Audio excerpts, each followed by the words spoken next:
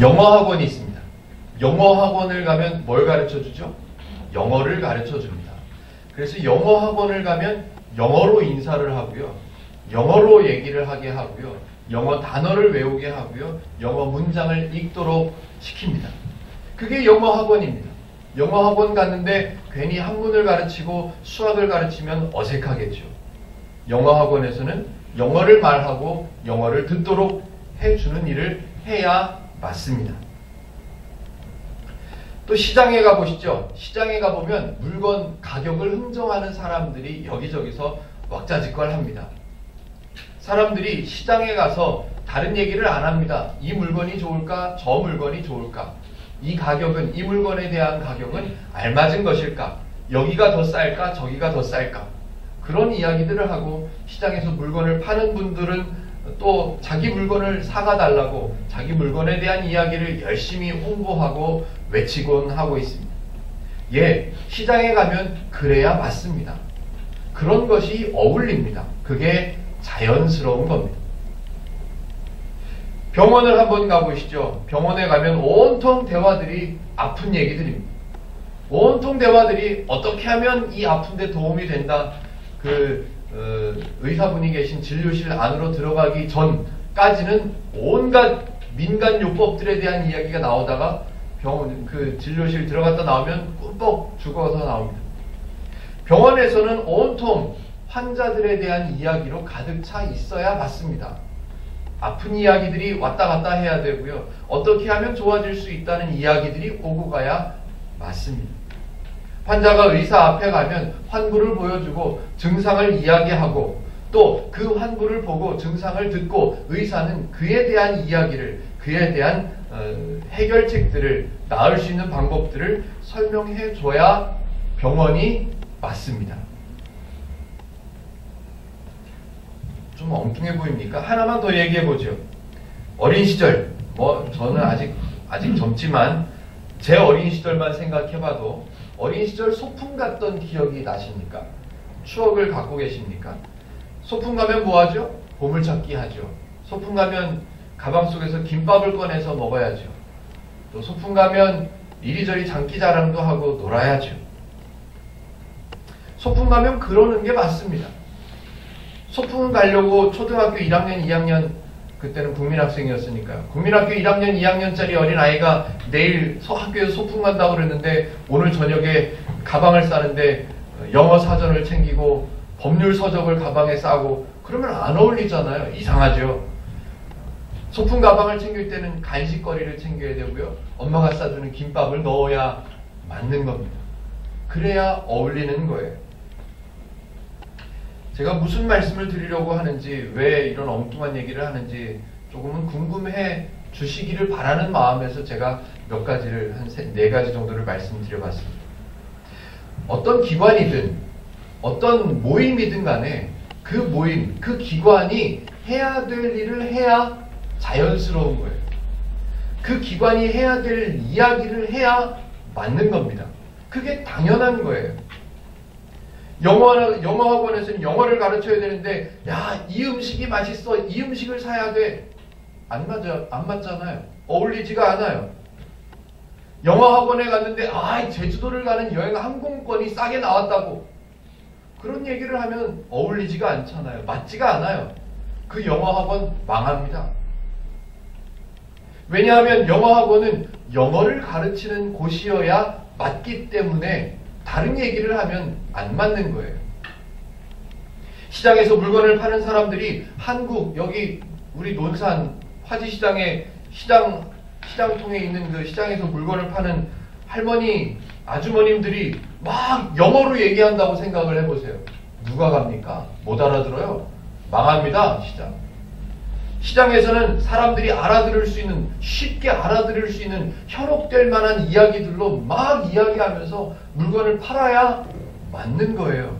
그게 어울리는 거예요. 그게 정상적인 거예요. 왜냐하면 시장은 그런 이야기들이 왔다 갔다 하는 곳, 그런 물건들을 파는 곳, 그런 곳이 시장이기 때문에 그래요. 배가 아파서 병원에 갔는데 의사가 그 아이에게 하는 말이, 야, 엄마 손이 약손이야? 병원엔 뭐하러 왔냐? 그렇게 대답해버리면 병원이 아니잖아요. 어색하잖아요. 말이 안 되잖아요. 의사가 집에 가서 엄마 손으로 배를 만져달라고 해. 약도 없고 너는 그냥 좀 아파야 돼. 그렇게 말을 하면 비난받아 마땅하죠. 그게 무슨 의사냐고. 의사 자격증이나 있냐고. 막 사람들이 야유를 해야 맞지요. 왜냐하면 병원은 아픈 사람이 가면 도와주고 알려주고 나을 수 있도록 해결책을 제시하는 곳이 병원이기 때문에 그래요. 그런 얘기를 해야 돼요. 그런 말을 해야 돼요. 그게 자연스러운 거고 그게 당연한 일이고 그게 맞는 거예요. 하나만 더요. 소풍 얘기를 했죠. 어떤 일을 준비하거나 어떤 행사를 진행하게 되면 그 일의 목적에 어울리도록 준비해야 되고 그 목적에 어울리도록 진행을 해야 맞는 거예요. 소풍 가는 날 초등학교 1학년, 2학년 학생이 어린 아이가 법률 서적을 막 챙겨가지고 가방에 집어넣고 영어사전도 영영사전을 챙겨다가 가방에 넣고 소풍을 딱 갔는데 소풍 가서 산턱에 딱 주저앉더니 법률책을 꺼내 읽고 김밥은 어디가 온데간데 없고 영어사전 꺼내서 읽고 있으면 그 아이를 보고 누가 칭찬을 하겠습니까? 누가 잘한다고 이야기를 하겠습니까? 아니요. 소풍 가서는 놀아야죠. 소풍 가서는 보물찾기 어디 있나 그거 찾아야죠. 장기자랑 누가 잘하나 보고 웃고 박수 쳐주고 그래야 소풍이죠. 그렇다면 교회는요? 교회는 무슨 말을 해야 하고 어떤 일을 해야 하고 어떤 목적을 가지고 준비를 해야 교회가 맞겠습니까? 교회는 적어도 이 부족하지만 제가 배운 바대로 말씀을 드리면 교회는 하나님의 부르심을 받은 성도들이 모이는 곳이고 교회는 하나님의 은혜를 배우는 곳이고 교회는 하나님이 어떤 분이신가를 성경을 통해서 알아가는 공동체가 교회입니다. 교회는 성도가 성도답게 살아가는 것을 연습하는 곳, 배워가는 것이 교회가 되어야 맞습니다. 왜냐하면 성경이 교회를 그렇게 소개하고 있기 때문에 그렇습니다. 그런데 언제부터인가 교회가 윤리를 가르칩니다. 언제부터인가 교회가 구제를 가르칩니다. 언제부터인가 교회가 하나님을 가르치는 건 뒷전에 두고 좋은 일을 해야 된다. 착한 일을 해야 된다. 봉사를 많이 해야 된다. 헌신해야 된다. 엉뚱한 이야기들이 교회를 가득 채워버렸습니다. 초등학교 1학년, 2학년 아이가 소풍 가서 법률책을 꺼내 들고 있으면 옆에 있는 친구들이 이상하게 봐야 돼요. 야, 쟤 왜 저래? 쟤 이상하다. 쟤 어디 아픈가? 쟤 왜 그러지? 엄마한테 혼났나? 무슨 일이 있었나? 이상하게 봐줘야 되죠. 그래야 그 아이가 바른 길로 다시 돌아갈 수 있을 거 아니에요. 그 아이가 여기가 책 보는 데가 아니고 노는 데구나 라고 깨닫고 다시 노는 분위기로 전향될 거잖아요. 그런데 아무도 그 아이가 이상하다고 옆에서 얘기해 주거나 옆에서 지적해 주거나 도와주지 않으면 그 아이는 계속 그렇게 가는 거예요. 교회는 무엇을 해야 하고 어떤 말을 해야 되는지를 잃어버리고 잊어버리고 교회에서 가르치지 않아도 될 것들을 가르치고 교회에서 꼭 가르쳐야만 하는 것들을 가르치지 않고 있으면 사람들이 이상하다고 생각해야 돼요. 이상하다. 교회가 해야 될 일을 안 하네. 교회 왔는데 왜 하나님을 안 가르쳐주지? 교회가 왜 성경책을 안 읽지? 이렇게 해야 되는데 이렇게 해야 맞는데 아무도 소풍 가가지고 법률책을 꺼내든 아이를 보고 야, 너 왜 그래? 말해주는 사람이 없는 거예요. 왜? 그게 맞는 것 같아 보이니까. 그게 잘못됐다는 걸 전혀 모르니까. 교회가 엉뚱한 일을 해도 아무도 이상하게 여기는 사람이 없습니다. 왜? 이제까지 계속 그래 왔으니까. 이제까지 계속 하나님을 가르치는 건 뒷전에다 두고 봉사를 열심히 해야 된다고만 가르쳐 왔으니까 계속 교회가 봉사를 열심히 합시다. 하나님을 아는 건 가르치지도 않고 우리가 열심히 희생합시다. 라고 얘기를 해도 아무도 저 교회 이상하네. 저 교회 왜 저러지? 여러분, 우리 교회에서는 아픈 사람들을 낫게 합니다. 아픈 사람들이 오면 다 치유받게 됩니다. 하나님을 가르치는 건 뒷전에 두고 병 고친다고 막 소리치는 그런 교회가 있으면 사람들은 저 교회는 이상하네. 하나님은 가르칠 생각을 안 하고 병을 고친다네. 이렇게 이야기를 해야 되는데 오히려 하나님을 가르치지 않는 건 전혀 이상하게 여기지 않고 쫓아가죠. 병이 났는데 천국 갔다 온 사람이 간증한데 성경하고는 전혀 상관없는 이야기를 하고 그런 행사를 한다고 하면 이상하다고 고개를 갸우뚱갸우뚱 해야 되는데 사람들은 모르니까 무조건 그런 쪽으로만 쫓아가고 있는 시대가 되어버렸다는 겁니다. 교회가 해야 할 일을 해야 합니다. 교회는 교회만이 가르칠 수 있는 것을 가르쳐야 합니다. 교회가 하나님을 말하지 않고 착하게 살아야 한다고 강조하고 있다면 그것도 안타까운 거예요. 어색한 거죠. 교회가 은혜를 가르치지 않고 헌신해야 한다고 복을 받는다고 가르치고 있다면 잘못 가르치고 있는 거죠. 교회와 성도가 성경을 읽지 않는데도 전혀 이상하지 않은 시대가 되어버렸다는 거예요.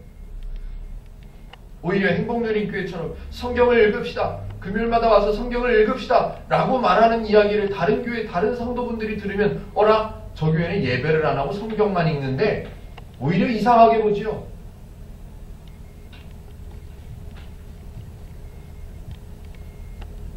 목사가 하나님을 자랑하지 않고 하나님의 은혜를 가르치는 것은 뒷전에다 두고 자기 인격을 자랑하고 자기가 얼만큼 헌신했는가를 이야기하고 내가 이 교회를 세울 때 얼마나 큰 결단을 했는 줄 아냐고 내가 이 교회 성도분들을 많이 늘릴 때 내가 어떻게 전도했는 줄 아냐고 그런 이야기를 하고 그렇게 외치면서 자기 이름을 내세우고 있다면 사람들이 이상하게 여겨야 맞아요.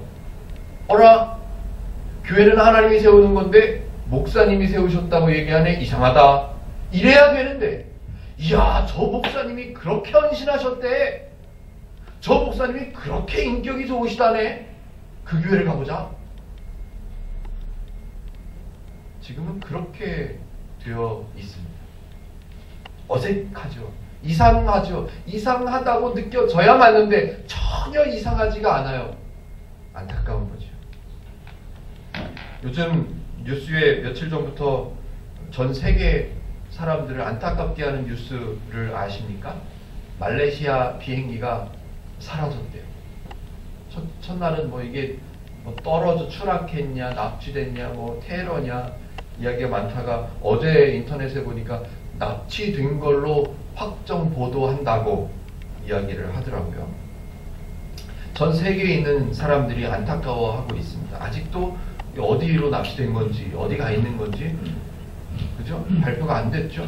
어제까지 보기로는 그랬었어요. 그런데 말레이시아 정부에서 무슨 일을 했는지 참 어처구니가 없는 일을 했다는 것을 들어보셨을 겁니다. 실종된 비행기를 찾겠다고 주술사로 50년 사역하신 50년 경력의 베테랑 주술사를 불러다가 찾아달라고 요청을 했대요. 그래서 카메라 앞에서 보셨나요? 야자수 열매 2개를 들고 쿵쿵 부딪히면서 비행기가 어디로 갔는지 찾는 거예요. 막 주문을 외우면서 막 찾는 거예요. 그게 TV에 나왔어요. 그리고 또 조금 있다가 몇 사람들을 앞에다 이렇게 뭐 돗자리 같은 걸 하나 이렇게 깔아놓고 거기 위에 올라가가지고 한 사람은 노를 젓게 하고 한 사람은 또 뭘 갖고 뭘 흔들게 하고 뭐 그래가지고 비행기가 어디 있는지를 찾게 해달라고 말레이시아 정부에서 그렇게 했답니다. 그래서 그 주술사가 막 그거 하고 사람들 시켜서 노 적게 하고 그래서 결론 지금 그 비행기는 추락했거나 아직도 비행하고 있을 거라는 대답을 했답니다. 이게 말이 됩니까? 어처구니가 없죠. 네티즌들이 비난하고 난리가 났답니다. 인터넷에서 막 비난하고 그게 정부가 할 일이냐고 그게 지금 정부가 할 수 있는 일이냐고 그게 지금 TV에 내놓을 만한 일이냐고 비난하고 막 망신살이 뻗쳤답니다. 이게 정상이에요.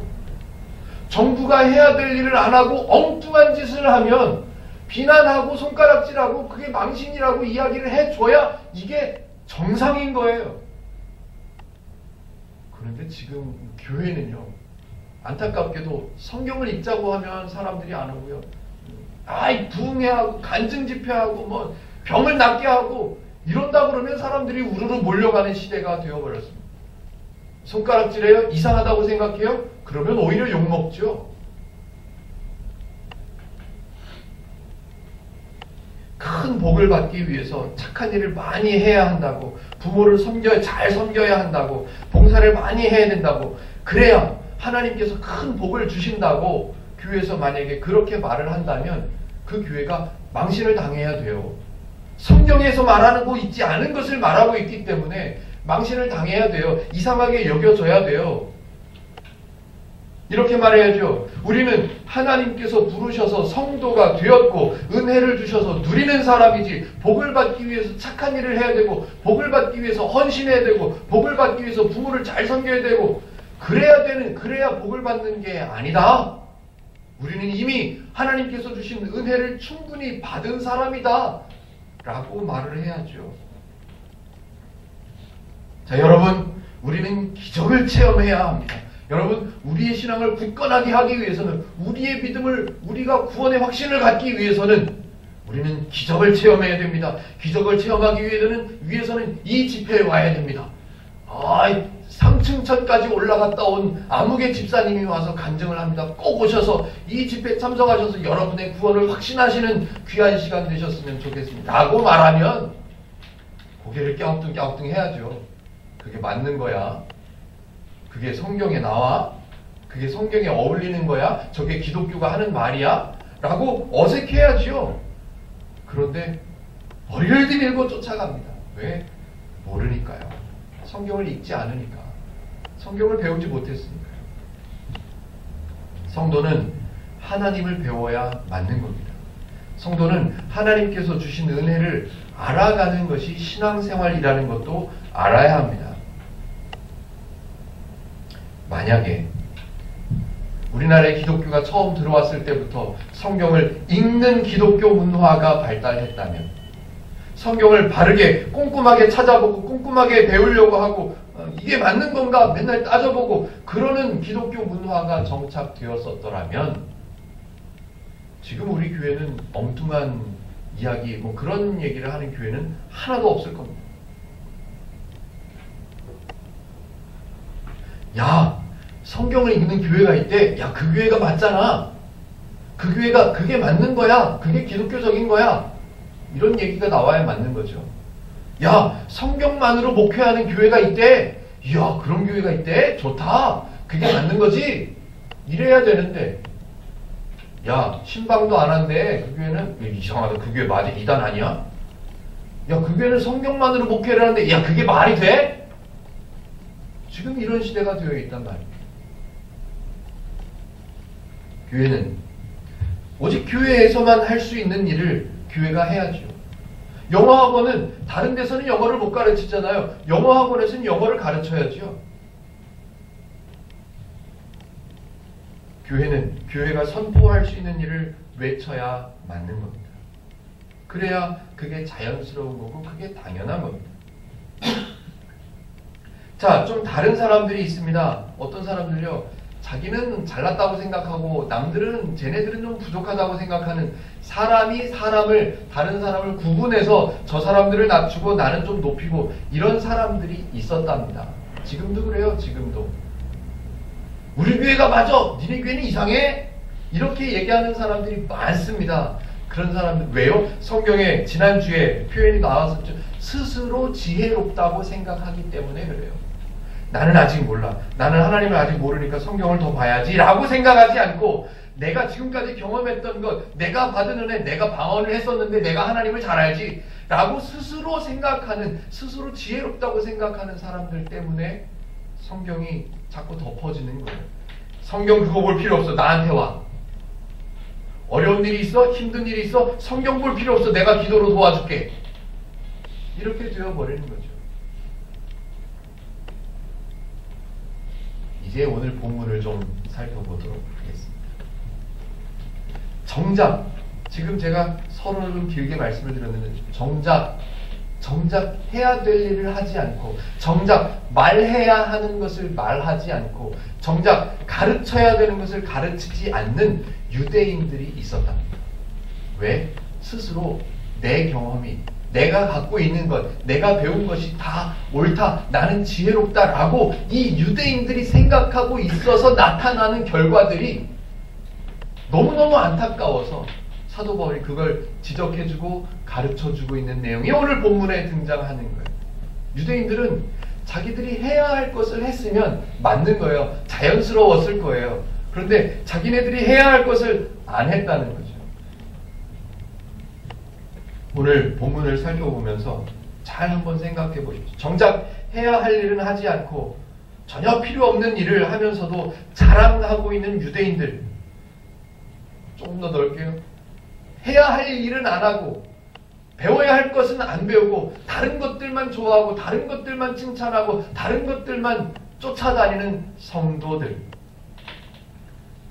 정작 외쳐야 할 것들 아닌 것들을 외치면서 자기 명예를 높여가는, 뭐라 그래야 되죠? 찔리고 죄송하고 부끄럽고 외쳐야 할 것들을 외치지 않고 엉뚱한 것을 외치면서 자기 명예를 높여가는 목사님들, 한번 잘 돌아보셨으면 좋겠습니다. 저도 찔립니다. 저도.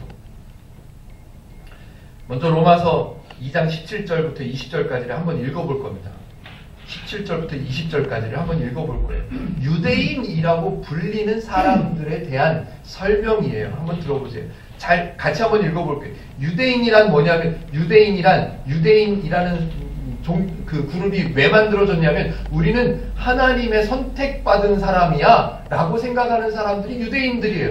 우리는 모세의 율법을 이어받은, 우리는 정통 하나님의 백성이야 라고 생각하는 사람들이 스스로를 유대인이라고 하고 다른 사람들도 그들을 유대인이라고 부르는 거예요. 그 사람들에 대한 이야기입니다. 17절부터 20절까지 같이 한번 읽어보실게요. 시작. 유대인이라 불리는 내가 율법을 의지하며 하나님을 사랑하며 율법의 교훈을 받아 하나님의 뜻을 알고 지극히 선한 것을 분간하며 맹인의 길을 인도하는 자요 어둠에 있는 자의 빛이요 율법에 있는 지식과 진리의 모본을 가진 자로서 어리석은 자의 교사요 어린아이의 선생이라고 스스로 믿으니. 한 절 한 절 제가 설명을 해볼게요. 뒷부분은 요 앞부분만 한 절 한 절 설명드리면 뒷부분이 이해가 될 것 같아요. 17절. 유대인이라 불리는 내가 율법을 의지하며 하나님을 자랑하며. 그런 적 없습니다. 성경을 읽어보면요, 이 시대 유대인들, 로마에 있는 이 유대인들은요 절대로 율법을 의지하지 않았습니다. 율법을 써먹었죠. 율법을 잘 써먹어서 돈을 버는 일에 잘 사용했죠. 자신들의 명예를 높이는 일에 사용했죠. 율법을 의지한 적 없습니다. 하나님을 자랑해요? 아이고, 자기 자신 자랑하느라고 정신없습니다. 하나님을 자랑한 적 없습니다. 절대로 이 사람들은 하나님을 자랑하거나 율법을 의지해서 야, 나도 율법을 지켜야만 살 수 있어. 나도 하나님을 의지해야만 돼. 하나님이 나를 살리셨어. 하나님이 나를 구원하셨어. 하나님이 있어야 나는 살아 라고 말한 적이 없는 사람들이에요. 이 사람들이.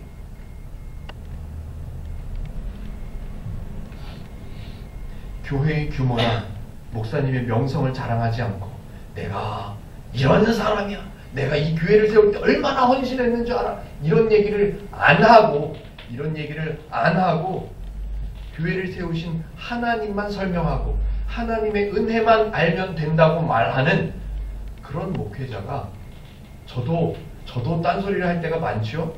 그런 목회자가 얼마나 있을까요? 지금 그런 얘기를 하는 거예요. 사도 바울은. 야, 니네가 유대인이면 하나님을 자랑해야지. 니네가 유대인이면 율법을 의지해야지. 그런데 그렇게 하지를 않았어요. 그럼에도 불구하고 자기네들은 종교 지도자라고 이야기하고 있는 거예요. 18절. 율법의 교훈을 받아 하나님의 뜻을 알고 지극히 선한 것을 분간하며 천부당 만부당입니다. 유대인들요, 하나님의 말씀인 성경을 통해서 하나님의 뜻을 찾으려고 애를 쓰고 따지거나 하나님의 뜻을 알아야 돼. 나는 하나님의 뜻을 배워야 돼. 내가 종교의 지도자가 되려면 종교 지도자다운 종교 지도자가 되려면 내가 유대인다운 유대인이 되려면 나는 하나님의 뜻을 알아야 돼. 그러기 위해서는 성경을 읽어야지. 구약 성경을 갖다 놓고 읽고 또 읽고 그러지를 않았다는 말이에요. 그러지를 않았어요. 하나님의 뜻을 찾은 적이 없어요. 지극히 선한 것을 분간해요? 아니요. 내가 어떻게 하면 더 많은 유익을 얻을 수 있을까? 그게 선이라고 생각하죠. 오히려 그들은 필요 없는 유대인들 중에서 바리새인이라고 하는 사람들은, 종교 지도자라고 하는 사람들은 필요 없는 율법들을 막 만들죠. 모세의 율법이 굵직굵직하게 있으면 세부적인 것들까지 필요 없는데도 만들어요. 그래서 성도들을 더 어렵게 만들죠. 그런 일은 했습니다. 그런 일은. 율법의 교훈을 받아 하나님의 뜻을 알아요? 아이고, 그렇게 말은 하죠. 말은 그렇게 합니다. 말은. 19절요. 맹인의 길을 인도하는 자요, 어둠에 있는 자의 빛이요. 아이고, 유대인들이요? 너희들은 맹인이고 나는 이끄는 사람이야 라고 말은 합니다. 말은 그렇게 해요. 말은. 너희는 맹인이니까 내 말을 잘 들어. 내가 만든 율법 잘 따라. 재물도 잘 갖고 오고 헌금도 잘해. 어둠에 있는 자의 빛과 같은 지도자라고요. 말은 그렇게 합니다. 말은. 역할은 그렇게 하지도 못하면서. 하나님의 마음으로 본다면 이거는 통탄할 일입니다. 20절요. 율법에 있는 지식과 진리의 모본을 가진 자. 말도 안 되는 말입니다. 말도 안 되는. 어리석은 자의 교사요, 어린아이의 선생. 아이고. 문제는요, 맨 끝에 있습니다. 유대인들 스스로 그렇게 믿고 있습니다. 하지도 않고 있으면서도 자기 자신은 선생이라고 생각하고 있어요. 찾지도 않고 있으면서도 나는 하나님의 뜻을 따라 사는 사람이라고 생각하고 있어요.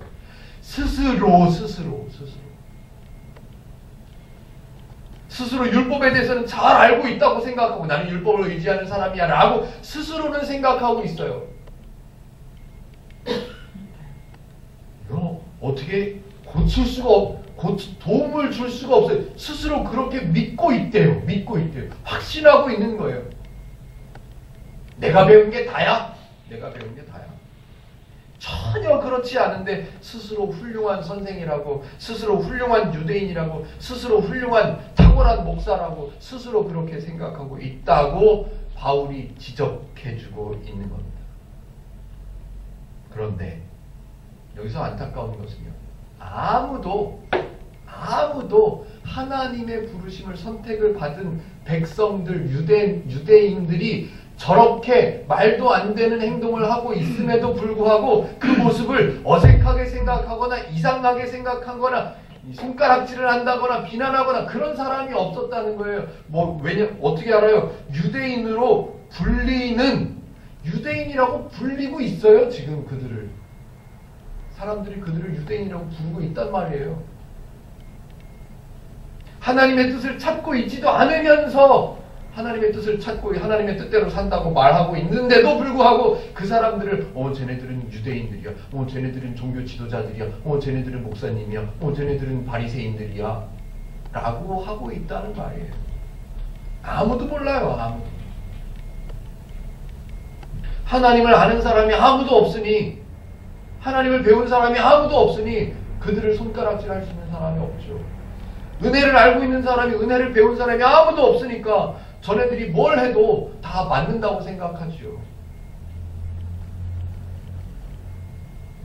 고린도전서를 말씀 나눌 때 부활절에 대해서도 설명을 한번 했었습니다. 부활을 가르치지 않습니다. 부활이 뭔지, 바울이 부활을 어떻게 설명하는지 저는 모태신앙인데요. 교회를 다니면서 그걸 들어본 적이 없었어요. 부활이 뭔지 가르치지를 않아서 부활이 뭔지를 알지 못하는 성도들과 함께 뭘 해요? 야, 부활절이니까 계란을 삶아요. 계란을 몇 판 삶아요. 야, 부활절이니까 쌀을 몇 가마를 갖고 오세요. 이웃을 도와줘야 됩니다. 그래서 부활절을 거하게 지냅니다. 부활이 뭔지도 모르고 부활절은 거창하게 지내고 나서 하는 말이 뭐예요? 야, 우리 교회는 몇 가정을 도와줬어. 야, 우리 교회는 계란을 몇 판 삶았어. 야, 우리 교회 주일학교 아이들이 계란에 그림을 얼마나 예쁘게 그렸는 줄 아니? 아이, 저 교회가 부활절 행사를 더 크게 했네? 우리도 내년엔 좀 더 크게 해야 되겠다. 믿음을 넓힙시다. 믿음의 영역을 넓힙시다. 이런 얘기들을 해도 아무도 이상하게 여기지를 않아요.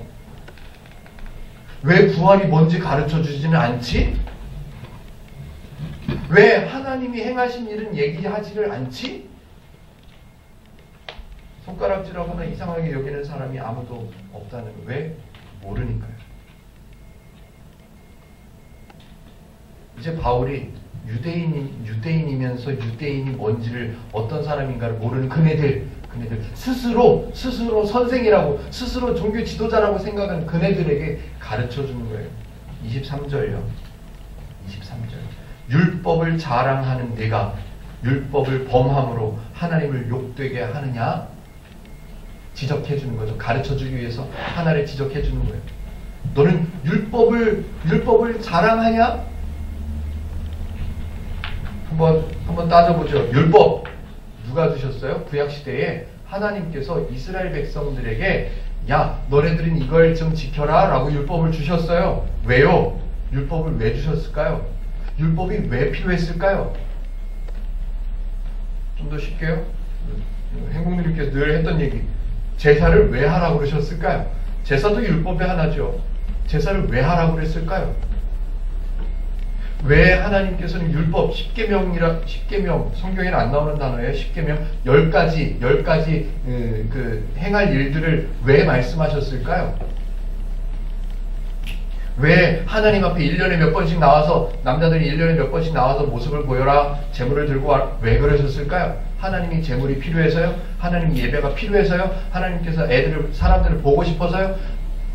사람들이 하나님 앞에 안 나오면 하나님이 사람들에게 못 다가가실 수가 없으니까요? 아니요. 하나님께는 율법, 제사 아무것도 필요가 없습니다. 그런데 만드셨어요. 왜? 왜요? 사람들이 하도 하나님을 잊어버리니까. 하나님을 잊어버리지 않게 하시기 위해서 율법을 주신 거예요. 그런데 그 율법을 써먹어요. 어디에? 장사하는 데 써먹어요. 율법은 유대인들이 만든 게 아니에요. 그러니까 율법은 자기네들이 만든 게 아닌데 자랑하고 있대요. 이건 말이 안 되는 거예요. 자랑을 하려면 내가 무언가 공로가 있거나 내가 무언가 좋은 일을 했거나 아니면 그 율법 자체를 내가 만들었거나 그래야 자랑이 돼요. 자랑이. 그런데 유대인들은 자기네가 만든 것도 아니고 자기네가 개발한 것도 아니면서 목적과 필요를 모르니까 그걸 갖고 있다는 것을 자랑하는 거예요. 무지하기 이를 데 없는 유대인들인 거죠. 오늘 29절을 제가 설명해드리고 오늘 설교를 정리를 할 겁니다. 마무리를 할 겁니다. 오늘 29절만 잘 이해를 해주시면 오늘 설교는 성공이라고 스스로 생각하려고 마음을 먹고 있습니다. 29절 같이 한번 읽어보실까요? 시작! 오직 이면적 유대인이 유대인이며 할례는 마음에 할지니 율법 조문에 있지 아니한 것이라. 그 칭찬이 사람에게서가 아니요 다만 하나님에게서니라. 혹시 주보를 보시거나 인터넷 홈페이지에 올려놓은 그 주보를 보면 설교 제목을 한 번씩 보시나요? 설교 제목 제가 나름대로는 고민을 많이 해서 만듭니다. 그 오늘 설교 중에 제일 중요한 요것만은 잊어버리지 않았으면 하는 게 뭘까? 요게 핵심인 단어가 뭘까? 나름대로는 한참 고민해서 제목을 정합니다. 월요일에는 돌아오는 주일날 설교할 제목이 요걸로 했다가 일주일 동안 그 설교를 곱씹고 또 생각하다가 제목이 또 바뀌기도 합니다. 왜? 그게 더 좋을 것 같아서. 오늘 설교의 제목을 칭찬은 하나님에게서라고 써놨습니다. 한번 잘 들어보십시오. 유대인은요, 하나님의 선택을 받은 사람, 그런 사람이 유대인이에요. 그게 유대인의 정체성이에요. 맞아요. 그게 옳은 거예요. 하나님의 선택을 받았다는 사실, 그것만 있으면 되는 거예요. 그네들은. 그게 중요한 거고 그게 전부고 그게 끝이에요. 그리고 유대인인 것을 하나님의 선택을 받았다는 것을 알고 그것을 기뻐하면 되는 거예요. 그것을 누리면 되는 거예요. 내가 유대인이 됐는데 종교의 지도자가 됐는데 사람들이 나를 업신여겨? 사람들이 나를 무시해? 여기까지 이건 갈 필요가 없어요. 이거는 그거는 갈 필요도 없고 거기까지 가서는 안 돼요. 그런데 유대인이기 때문에 나는 할례를 했어? 할례를 했으니까 나는 유대인이야. 너네는 할례도 안 했지? 이런 못난 것들. 유대인이라는 것을 잘 모르니까 그 밖의 것을 찾아가는 거예요. 그 밖의 것을 자랑하는 거죠. 나는 할례 받았어. 너는 할례 안 받았냐? 너는 유대인이 아니구나. 아직 멀었네? 비교하게 되고 구분하게 되는 거죠. 하나님의 선택을 받은 사람, 이건 없어지고 할례를 받았어 안 받았어? 할례 했어 안 했어? 이걸로 가는 거예요. 너 지난주에 제사했어 안 했어? 이걸로 가죠? 아니요. 하나님의 백성, 하나님의 선택받은 사람, 하나님의 부르심을 받은 성도, 이거면 되는 거예요. 이거면 충분히 기쁠 수 있고요. 이거면 충분히 감격할 수 있는 거예요. 그런데 사람들은 자꾸 다른 거 찾아요. 다른 거.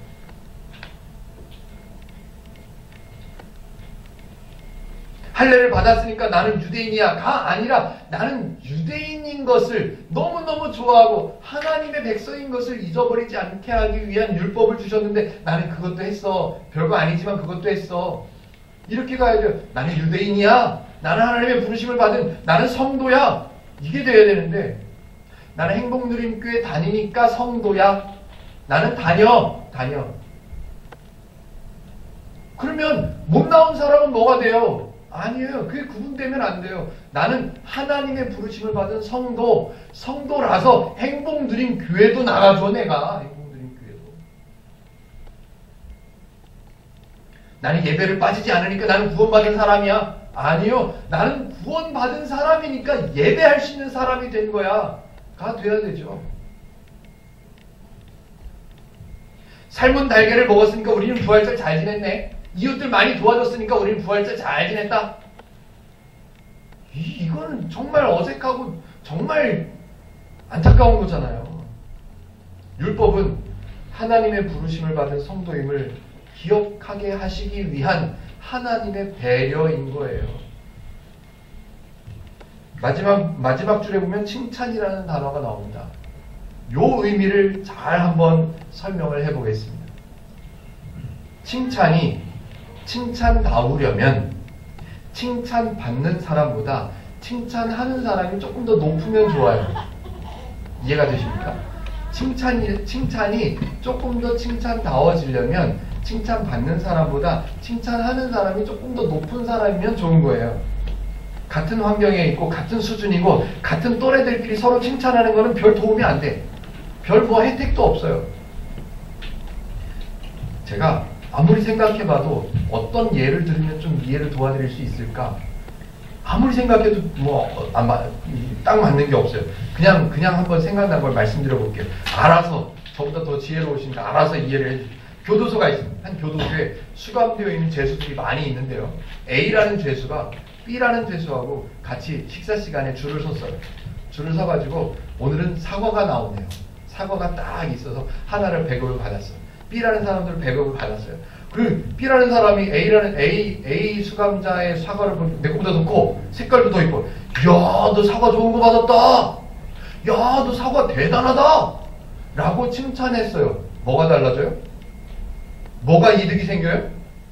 아무 달라지는 게 아무것도 없어요. 그런데 어느 날 이런 일이 있을 수는 없겠지만 대통령이 그 교도소에 방문을 했어요. 그 교도소에 방문을 했어요.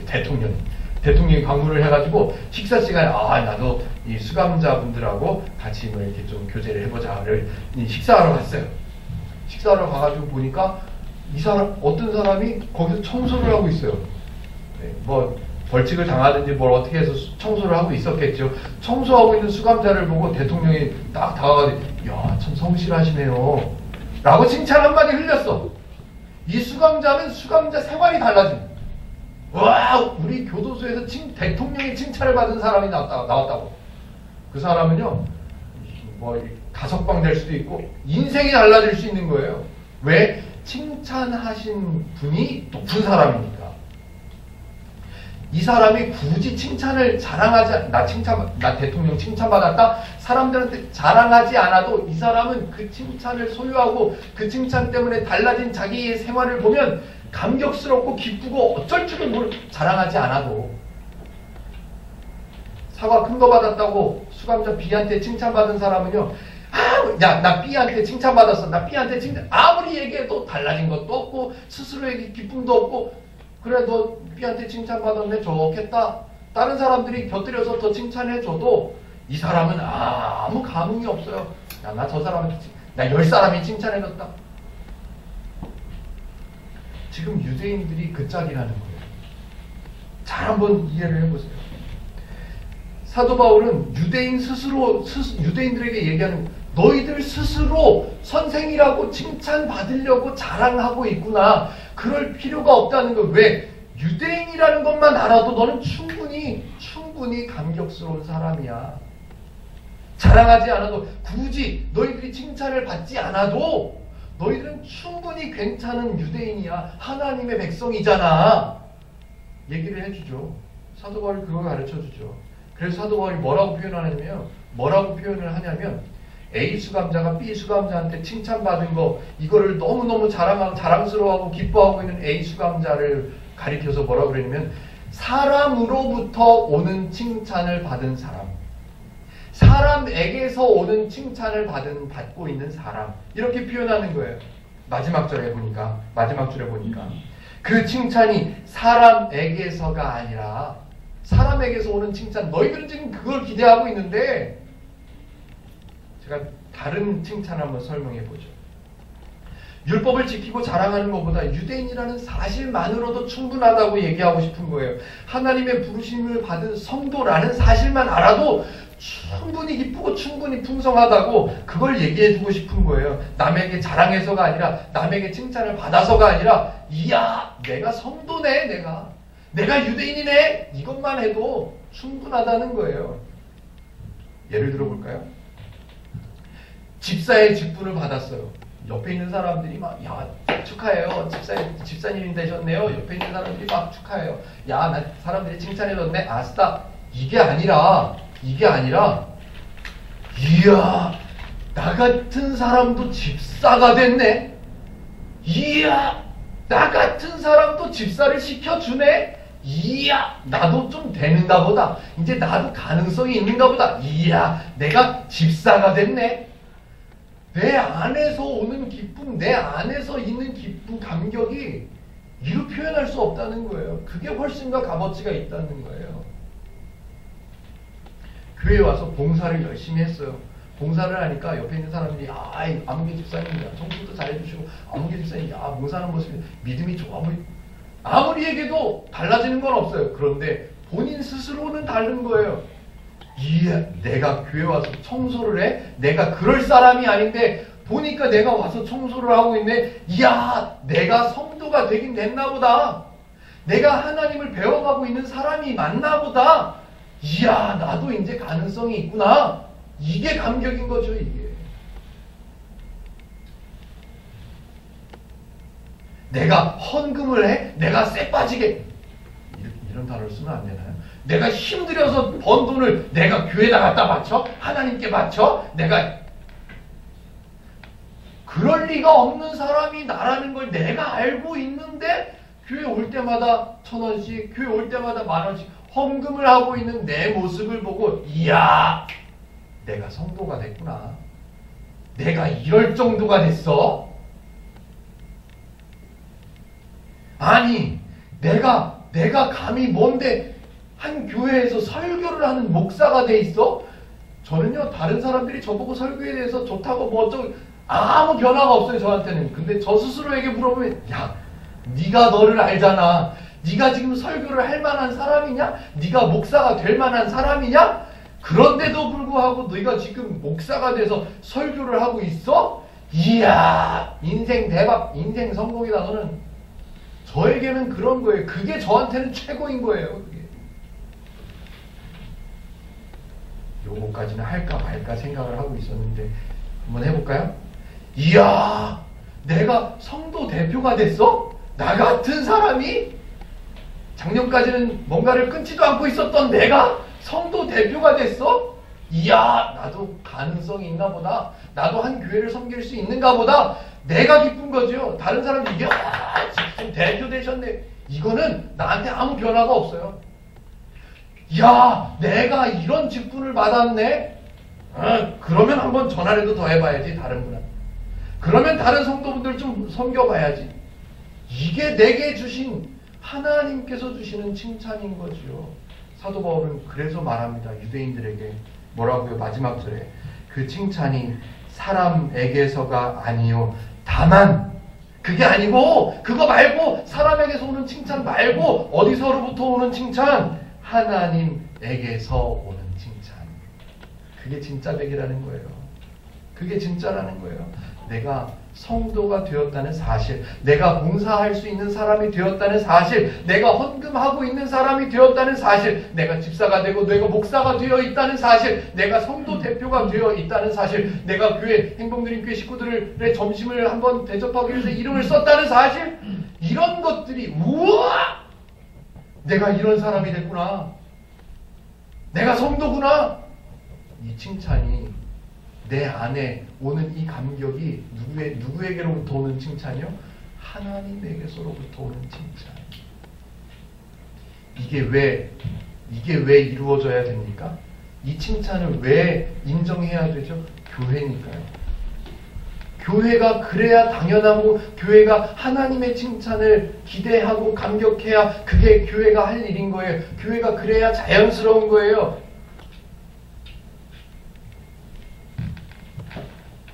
혹시 저 사람이, 혹시 저 집사님이, 아니면 혹시 저 목사가 아직 부족해서 실수를 하고 뭔가 잘못하는 게 눈에 거슬려서 눈에 밟히고 마음에 거슬려 기분이 나쁩니까? 내버려 두세요. 자기 좋아서 하는 거예요. 지금 지가 성도가 됐다고 자기 좋아가지고 열심히 떠들고 설교하고 열심히 섬기고 열심히 청소하고 그러고 있잖아요. 잘못하는 게 있어도 원래 잘못할 수 있는 사람이라는 걸로 알아주세요. 괜찮아요. 넘어가 주세요.